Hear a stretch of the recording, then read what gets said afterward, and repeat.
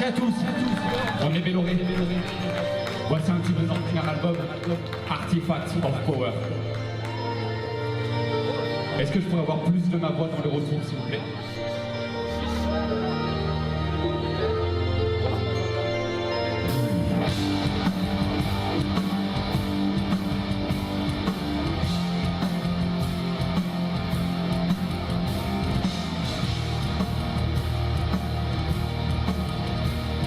Le samedi 15 avril 2015, je vais voir le groupe Dark Enold en concert au Corrigan près d'Aix-en-Provence. J'ai vraiment pris mon pied à ce concert de black metal médiéval. 2 semaines plus tard, je tenais un campement dans une fête médiévale à Saint-Maximin-la-Cèdebaume où j'ai entraîné à l'épée un certain Alexandre. J'ai su un peu après que je l'avais vu en concert avec Dark Enold car il est le bassiste. J'ai pu le recroiser dans plusieurs événements, notamment des week-ends et des soirées passées ensemble car on a des amis en commun et on a pu tisser des liens. Alexandre a aussi créé son propre projet musical et j'ai donc voulu mettre en avant ce musicien de talent. Alors du coup, Alexandre, effectivement, aka Alivoc, je suis le créateur et compositeur du projet de black metal atmosphérique Belloré, voilà, et aussi bassiste dans le groupe de black metal médiéval Dark Enold. Et aujourd'hui, voilà, on est à Pépin d'Aigues en train de tourner le clip pour le prochain album de Belloré, du coup. Voilà, le 3e album qui sortira début 2024. Et donc voilà, j'ai sur ce projet-là, je fais en plus de la composition et tout, j'ai aussi créé une histoire, un lore autour de mon projet, et c'est ça qu'on essaye de mettre en image en ce moment. Je fais de la musique je fais la musique depuis l'âge de mes 15 ans. Donc j'ai évolué dans beaucoup de groupes, dans beaucoup de styles différents, que ce soit du black metal, du metal prog, même un peu de deathcore et compagnie dans mes plus jeunes années. Mais oui, ça fait plus de 12 ans, ça faisait plus de 10 ans que j'évoluais dans Dark Enold, du coup, en tant que bassiste, et c'est un univers, le médiéval fantastique, qui m'a toujours plu, et j'ai commencé petit à petit en tant que passe-temps, en fait, chez moi, à composer des riffs, à enregistrer des petits trucs, à me familiariser vraiment avec l'univers de la composition. C'était vraiment tout nouveau pour moi. Et petit à petit, il y a un titre qui est sorti de 8-9 minutes, et puis un autre, et puis sur plusieurs mois, sur 2 ans en tout, j'ai réussi à pondre mon premier album. Voilà, et à partir de là, je me suis dit, voilà, peut-être que ça peut plaire. Mais du coup, je l'ai fait écouter à des gens, et ça a plu, et j'ai eu la chance de signer dans le label Northern Silence Productions, qui est un label allemand qui a du coup tous les groupes qui m'ont influencé dans ma musique, Caladan Broad, qui ont Saor et Minuit, etc. Et du coup, je me suis retrouvé en fait intégré dans ce roster-là, dans ce label-là, et à partir de là, ça a bien marché, quoi. Puis j'ai décidé de continuer.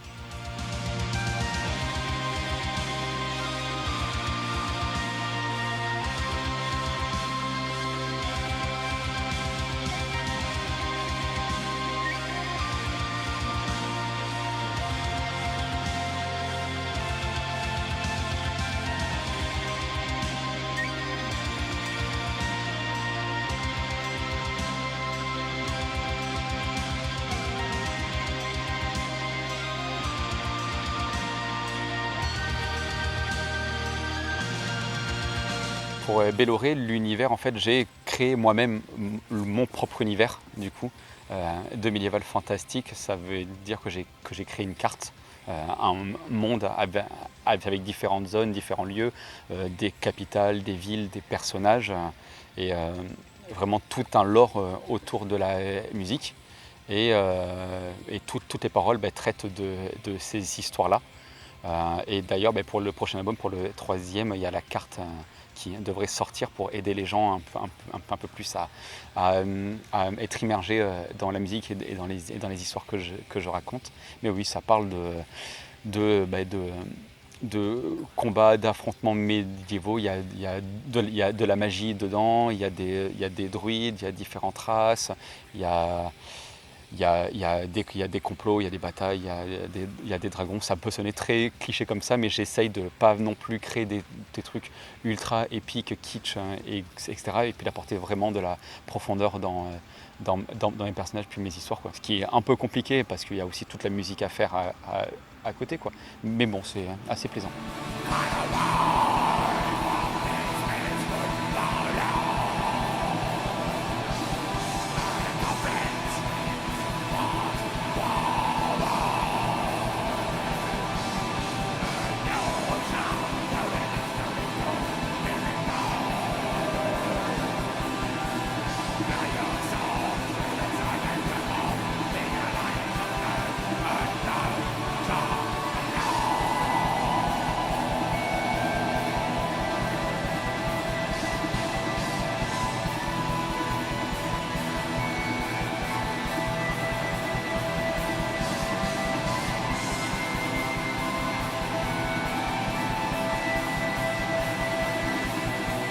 Là, j'ai vu dans la pochette du premier album, c'était une montagne. Est-ce que la montagne pour toi c'est une vraie source d'inspiration? Oui, clairement, parce que en fait, je suis quelqu'un qui randonne pas mal. J'essaye de faire, enfin, j'ai pas mal marché dans les Alpes, Alpes du Sud, aussi dans le parc du Queyras, dans le massif des Écrins, en Savoie aussi. Enfin, j'essaye de randonner un maximum et j'aime beaucoup dormir seul à la montagne, en bivouac sur plusieurs jours et me retrouver vraiment seul à certains sommets au bord de lac. Et c'est vraiment, enfin, il y a quelques titres que j'ai écrits en fait en pensant ou à ces périodes-là. Et il m'arrive même des fois de m'isoler un peu seul dans un chalet en prenant clavier, PC, prendre mon clavier, mon Mac et pendant 2-3 jours à écrire un peu plus isolé et dans un univers qui me permet de mieux me focus que la ville, quoi. Oui, parce que quand tu parles de ville, tu habites sur Marseille. C'est ça, ouais. C'est pas très bon. Enfin, il y a quelques montagnes, il y a quelques marches sympas quand même. Mais bon, c'est pas un lieu qui m'inspire pour m'éloigner, hein. Je suis obligé effectivement de partir dans les Alpes qui sont beaucoup plus épiques, grandioses que les massifs marseillais. Je te comprends, ton point alpin, je te comprends parfaitement.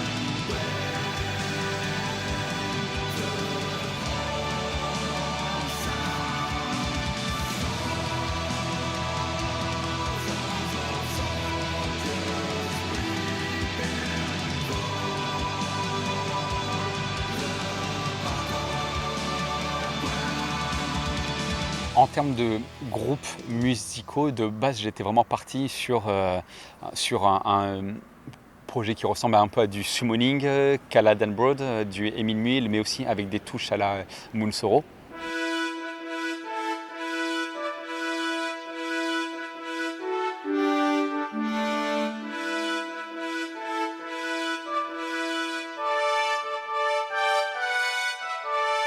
Et pour avoir ce côté vraiment un peu black old school, années 90, avec des rythmiques très répétitives, etc. Mais avec un côté d'une construction des musiques un peu plus progressives, comme font Moonsoro depuis le milieu des années 2000. Mais au fur et à mesure des compositions, je me suis détaché de plus en plus de ce summoning. Enfin, en fait, je prends un peu ce qui me plaît sur le moment. Je n'ai aucune fixette sur il faut que je fasse dans tel style, il faut que ça reste mon univers. Je pense que naturellement, je reste guidé vers ça pour la musique, donc je ne pense pas que ça tranchera trop. Et après, pour les thèmes et les univers, c'est tout ce qui est le médiéval fantastique. Bien sûr, il y a l'univers de Tolkien, voilà, Seigneur des Anneaux, le Silmarillion, de comment il arrive à raconter de manière très lourde et très chiante les 15 fleuves qu'il y a sur 50 pages voilà, dans le Silmarillion. C'est des choses quand même qui m'inspirent. Et même des univers comme The Witcher ou World of Warcraft, en fait l'univers du jeu vidéo m'inspire beaucoup. Et enfin ouais, tout ça quoi, c'est un mélange un peu de plein de trucs et je fais ma popote et je vois ce qu'il en sort quoi.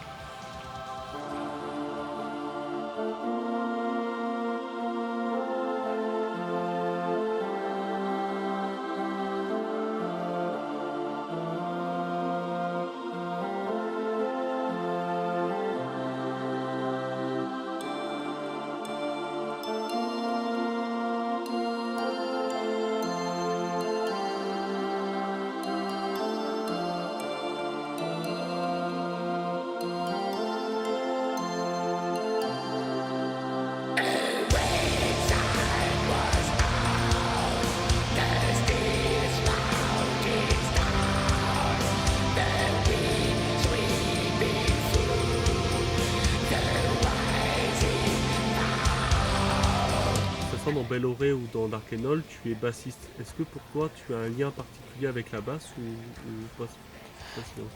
La basse, pas particulièrement. C'est un instrument que j'ai commencé un peu parce que j'avais pas le choix. Parce que je voulais monter un groupe avec des amis quand j'avais 14-15 ans. Et du coup, tout le monde s'est jeté sur les premiers instruments, batterie, guitare et compagnie. À la base, j'aurais bien voulu tenter la batterie. Mais je pense pas que mes parents auraient été d'accord.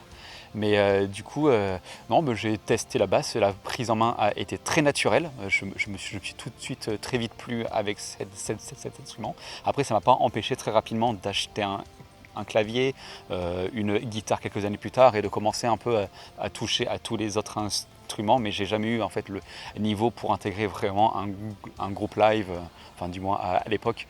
Mais, et c'est aussi pour ça que j'ai créé Belloré, parce que j'avais un peu plus envie de m'exprimer avec d'autres instruments que la basse, quoi.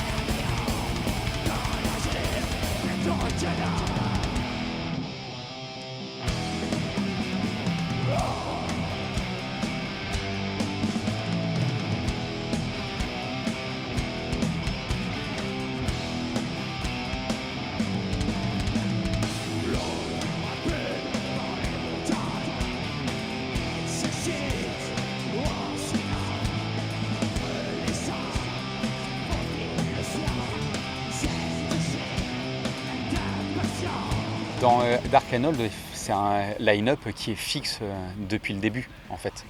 Le line-up, effectivement, il y a Aldébaran qui compose tous les instruments. Ils sont vraiment, il y a Cervantes qui s'occupe de toutes les parties texte, en fait, de toutes les paroles et de donner un peu un univers en plus aux musiques. Et le Abbott à la batterie qui apporte sa touche pour au niveau du studio, voilà, et moi et Anto, effectivement, on est musiciens de session, musiciens live depuis le début, mais ça n'empêche pas qu'on est quand même un groupe d'amis, en fait, depuis 2009-2010, encore plus ancien pour les autres, c'est à l'époque de Artefact, l'ancien groupe de Aldébaran.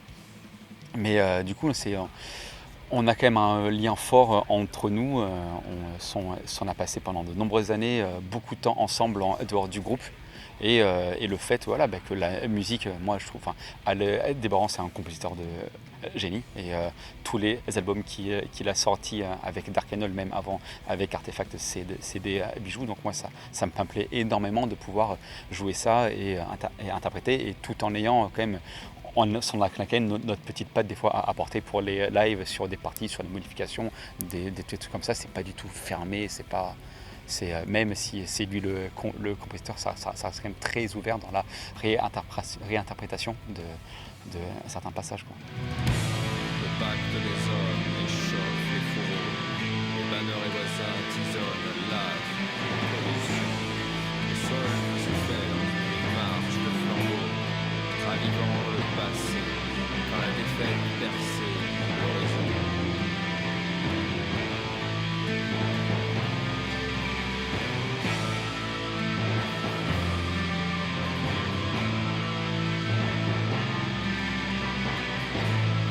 D'ailleurs, vous avez même eu l'occasion de jouer au Hellfest et sur la scène Temple. Et quelle impression ça fait de jouer dans le plus gros festival de métal de France? C'est impressionnant. Enfin, c'est heureusement que ce festival quand même laisse quand même une petite place aux groupes français, aux groupes un peu petits comme nous comparé au reste de l'affiche. Du coup, ça a donné quand même l'opportunité à beaucoup de musiciens en France dans le milieu métal et métal extrême de au moins faire le Hellfest une fois. Mais c'est une expérience qui est unique. On s'est beaucoup préparé pour ça. On a eu la chance quelques mois avant de faire le Carnunos sur la grande scène. Qu'on a rempli, la salle était blindée, ça nous a donné déjà un petit aperçu, un premier aperçu de jouer devant plusieurs milliers de personnes qui viennent te voir, quoi. Et après effectivement le Hellfest, c'était quand tu arrives sur scène et que tu as la Temple qui est blindée, qu'il y a des gens qui dépassent de la Temple, c'est après au bout d'un moment, on avait bossé, on avait 35 minutes de set. Tu fais ton taf, tu essayes quand même d'en profiter. Ce qui est difficile en fait, c'est que de réussir à profiter de ce moment-là, tout en étant suffisamment concentré quand tu n'as pas l'habitude de faire beaucoup de scènes comme ça, quoi. Du coup, vraiment d'être relâché et tout, de prendre du plaisir sur ce moment-là. Mais ça va, c'était vraiment une super expérience et toute l'orga du festival autour, de voir aussi tous les dessous du festival en tant qu'artiste. Et voilà, non, c'était vraiment top, c'était impressionnant, mais top.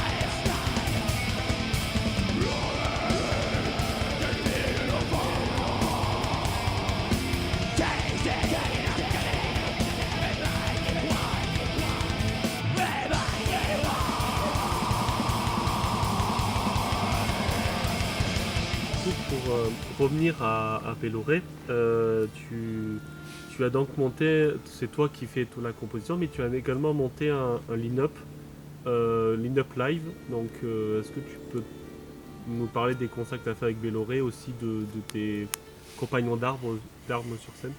Ouais, effectivement, c'est à la sortie du deuxième album, j'ai vu qu'il y avait pas mal de demandes sur la production en live.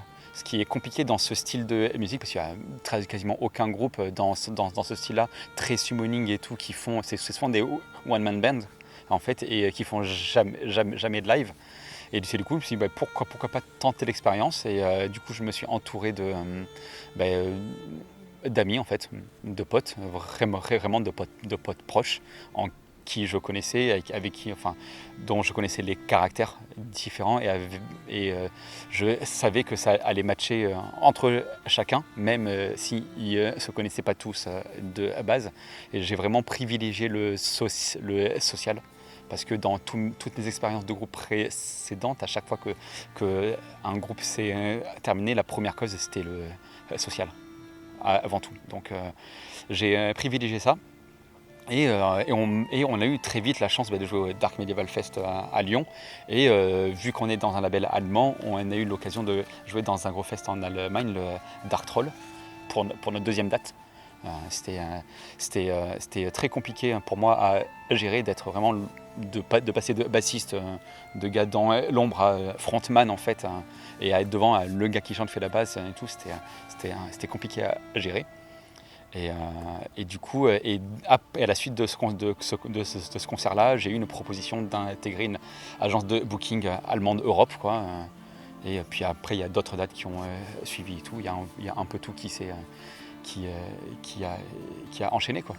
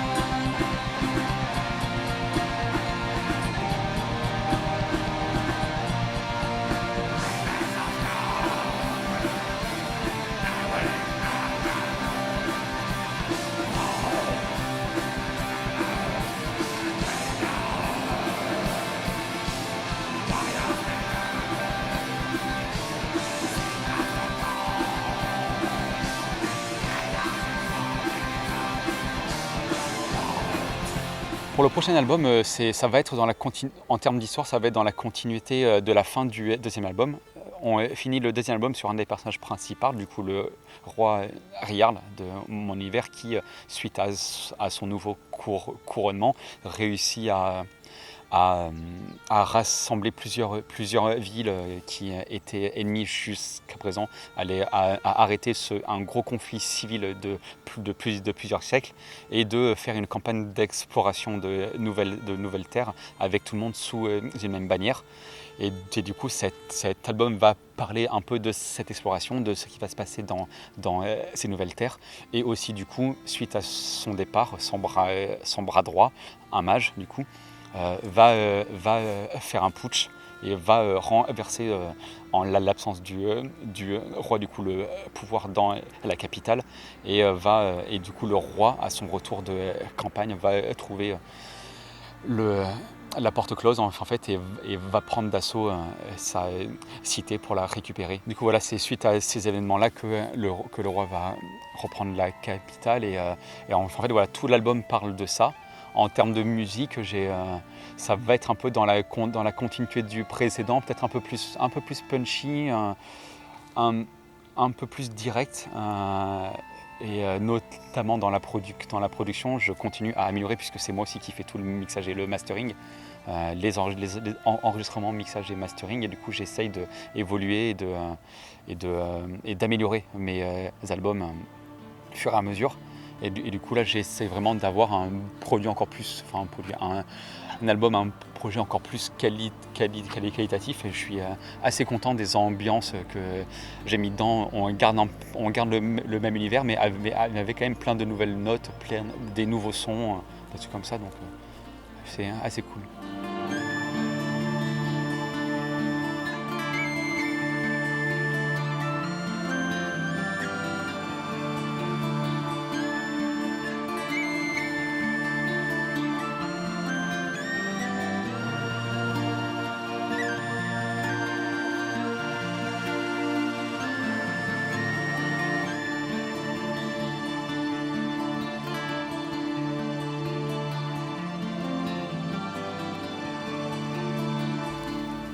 Que penses-tu du black metal en règle générale? Question large.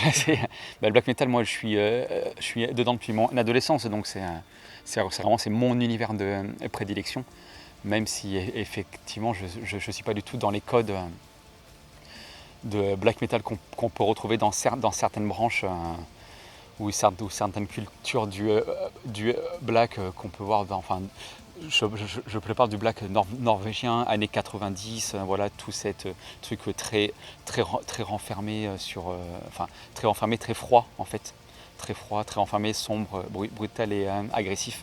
Voilà. Moi je propose pas du tout ce black metal là, je prends certains codes de ce black là, mais moi je vais plus faire un black metal épique, un peu pagan, on va dire un côté un peu plus folk, un peu plus nature, et du coup un peu plus magique, mais que le black metal froid qu'on peut trouver ailleurs. Moi, c'est le black metal dans lequel je me reconnais le mieux. Ça veut pas dire que j'en écoute pas, que j'écoute pas d'autres sous-branches, quoi. Et c'est ce truc-là que j'ai envie de proposer, c'est ce black metal un peu plus lumineux en fait, hein, d'où le symbole du soleil dans Belloré, d'où le nom de Belloré qui veut dire aussi soleil et lumière. Donc voilà, je propose justement, c'est un peu à contre-courant et c'est un peu anti-black metal.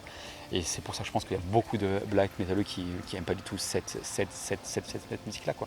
Mais c'est pas grave, enfin, j'essaye de proposer ça, c'est ce qui convient. Puis c'est mon image un peu perso du black dans mon coin. Voilà, puis Alors moi, tu te démarques des autres. peut-être ça. Après, je suis pas le seul à faire ça. J'ai pas du tout inventé l'eau chaude. Oula, je suis à des années-lumière. Je reprends beaucoup de codes. Je suis pas. Mais bon, j'essaie. Enfin, c'est ma propre expérience. J'essaye de me dénoter un peu justement avec l'histoire, avec les personnages et tout, plutôt que de recopier, de reprendre encore du Seigneur des Anneaux ou d'un autre bouquin ou d'un truc comme ça. J'avais envie de proposer mon propre truc.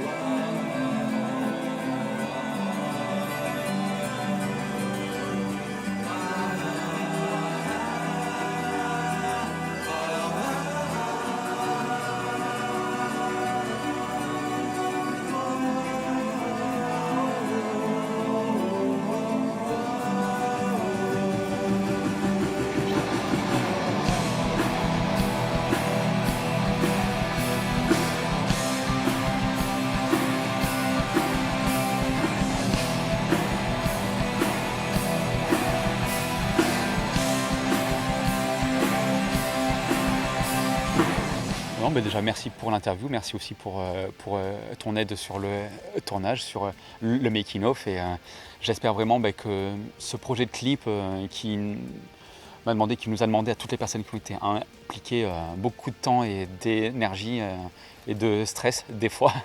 Et merci beaucoup et j'espère vraiment que ça va plaire aux gens, voilà, que les gens vont apprécier ce qu'on propose. Mais dans tous les cas, c'est nous, humainement parlant, c'était super top. Donc voilà.